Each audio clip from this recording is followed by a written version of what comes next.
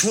अरे भाई क्या ही कोई मैच होगा, क्या कोई नेल बाइटर चीज़ें हो रही हैं यहाँ एशेज़ में। इसे कहते हैं असली जंग। यहाँ पाकिस्तान इंडिया की हम जंग छुड़ा के बैठे होते हैं और कह रहे होते हैं यहाँ बड़े नेल बाइटर किस्म के मुकाबले हो रहे हैं। और टेस्ट में तो यही सिर्फ मैच होते हैं इनके देखने के। जब भिड़ते हैं दो सांड तो पता लगता है कि किसमें है कितना दम। और यहाँ हम छोटे छोटे T20 की निकी निकी जो है उन पर पता नहीं किस चीज़ का एतरार आए होते हैं दोनों मुल्क खड़े होकर। और वहाँ वो 5-5 दिन जब खड़े होकर मार रहे होते हैं और विकेट को रोक रहे होते हैं, तब पता चलता है कि किस में कितना है दम।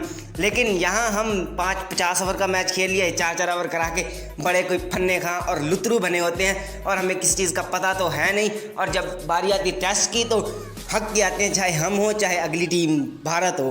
भाई उन्होंने भी वर्ल्ड टेस्ट चैम्पियनशिप के फाइनल में जो किया था ना लॉर्ड्स के क्रिकेट ग्राउंड में, हमें पता है, मैंने देखा था और कवर भी किया था। कोई ऐसी उन्होंने एक्स्ट्रा ऑर्डिनरी परफॉर्मेंस नहीं दी थी। वो तो ऑस्ट्रेलिया ने जो खड़ा होकर ख्वाजा और स्मिथी ने धोया था ना, पता चल गया था। सॉरी, ख्वाजा ने नहीं धोया था, ट्रेविस हेड ने मारा था पहली इनिंग में, वही था। उन्होंने पकड़ के ऐसा धोया था ना। और अभी जो बेन स्टोक ने मारा है, बेन स्टोक ने जो मार के उनको दबूसा कर दिया है।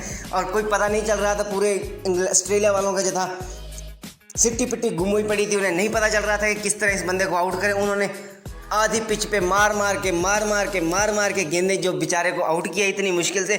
उसने जितने भी छक्के मारे हैं हाफ पिच डिलीवरीज थी, उन्हें उठा के बाहर मारा। और बड़ी कब्बी शॉट्स के लिए, ये देखिए तस्वीर यहाँ कहीं आ रही होगी, बड़ी कोई कब्बी किस्म की शॉट्स के लिए। समझ नहीं आ रहा था ये कोई छोटा बच्चा गली का क्रिकेट का खेल रहा है या बेन स्टोक्स खेल रहे हैं। लेकिन जिस तरह की बॉलिंग हो रही थी वहाँ पर वैसी ही शॉट्स खेली जा सकती थी और उन्होंने वह खेली हैं।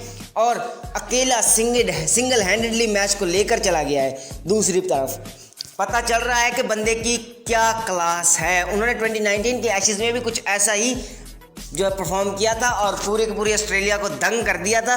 लेकिन इस बार जो है स्कोर काफ़ी ज़्यादा था। उन्होंने 155 तो मारे, लेकिन जॉश हैज़लवुड ने बड़ी ही अच्छी बॉलिंग करवाकर ऑफ साइड पर, और उन्हें जो कैच करवाया है वो काफ़ी अच्छा था। उनकी तरफ से पूरा वो सेटअप किया गया था कि अब इन्हें शॉर्ट पिचेस डिलीवरीज और ऑफ साइड पर डिलीवरीज ही करवानी है, जिसकी वजह से वो पकड़े गए, नहीं तो वो बंदा किसी को नहीं छोड़ रहा था। जबकि दूसरी तरफ अगर हम बात करें उसकी आउट की जानी ब्रेस्टो की, तो बड़ा ही कोई कंट्रोवर्शियल किस्म का आउट था।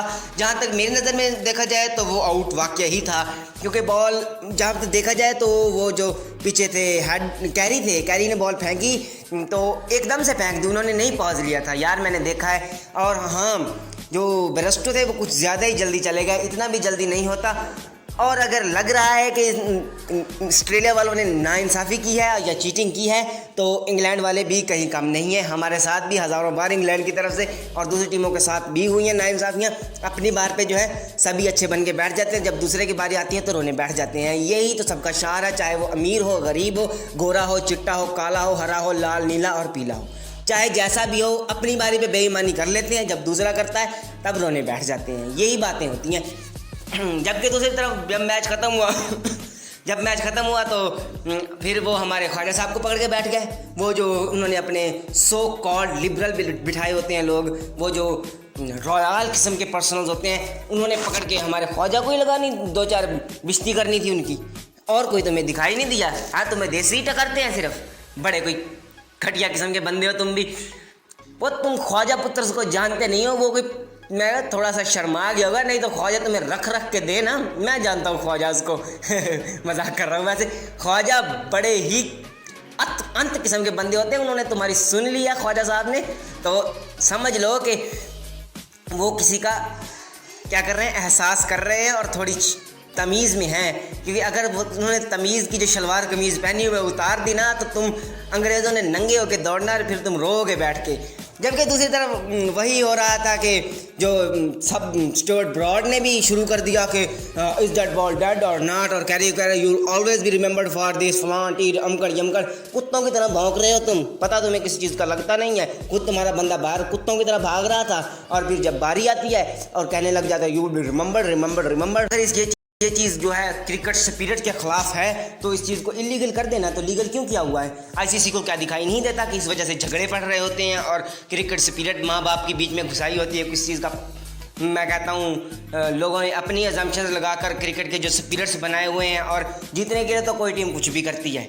ये किसी टीम को बिला वजह का जो हेट मिल रहा है, आप बताएं क्या ये हेट मिल रहा है जो वो ठीक मिल रहा है? मेरे ख्याल में नहीं, ऐसा नहीं है। इंग्लैंड वालों ने भी हज़ार बार ऐसी चीज़ें की हैं। 2019 का वर्ल्ड कप हो, जो स्टोक्स के बैट को लगकर गई थी गेंद और चौका हो गया था, वो भी बिल्कुल वैसा ही था। होता तो स्टोक्स भी करवा सकता था विड्रा के, ये चौका नहीं है, लेकिन उसने जीतना था तो उसने करवाया। लेकिन टिट फॉर टैट का असूल इसे कहते हैं। आप लोग भी कह रहे होंगे मैं क्या बायस्ड किस्म के ओपिनियन दे रहा हूँ, लेकिन मेरी नज़र में बिल्कुल ऐसे ही। और जहाँ पर उन अंग्रेज़ों ने ख्वाजा की बिस्ती की तो वहाँ मेरे लिए चीज़ें बर्दाश्त से थोड़ी बाहर हो गई थी, तो उसी वजह से मैंने सारा गुस्सा जो है अपना निकाल भी दिया है। और काफ़ी दिनों के बाद वीडियो बनाई है तो काफ़ी ज़्यादा फ्रस्ट्रेशन चढ़ी हुई है मेरे अंदर। जबकि तो इसमें वर्ल्ड कप क्वालिफायर्स भी हो रहे हैं, जहाँ पर जो है श्रीलंका सबको धोई जा रही है, उधर से जिम्बाब्वे ने सबको धोने का ठेका उठा रखा और वेस्ट इंडीज़ जो है वो हगने में मसरूफ़ है हमेशा की तरह। जबकि दूसरी तरफ स्कॉटलैंड के भी चांसेस बन रहे हैं कि वो आगे आएंगे। नीदरलैंड्स बेचारी डामाडोल है कि मुश्किल ही आ पाएगी, लेकिन जिम्बाब्वे जो है वो 55-60% चांसेस हैं उनके आने के। दूसरी तरफ श्रीलंका ने तो क्वालिफाई कर भी लिया है और पाकिस्तान का पहला मैच ही श्रीलंका के साथ है।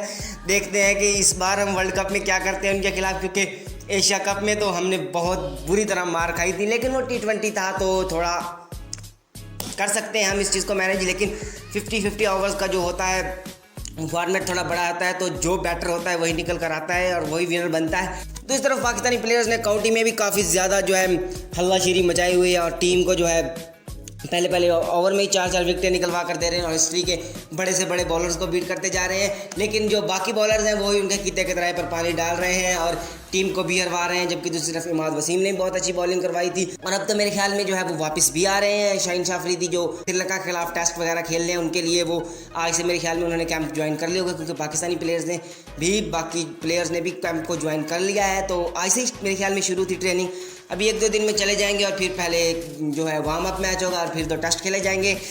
So that was it for today's episode. We'll catch you guys in the next one. Till then, Allah Hafiz, goodbye, and as always, keeping cool because I'm GM and I'll never make you fool. Bye bye. Subscribe karo.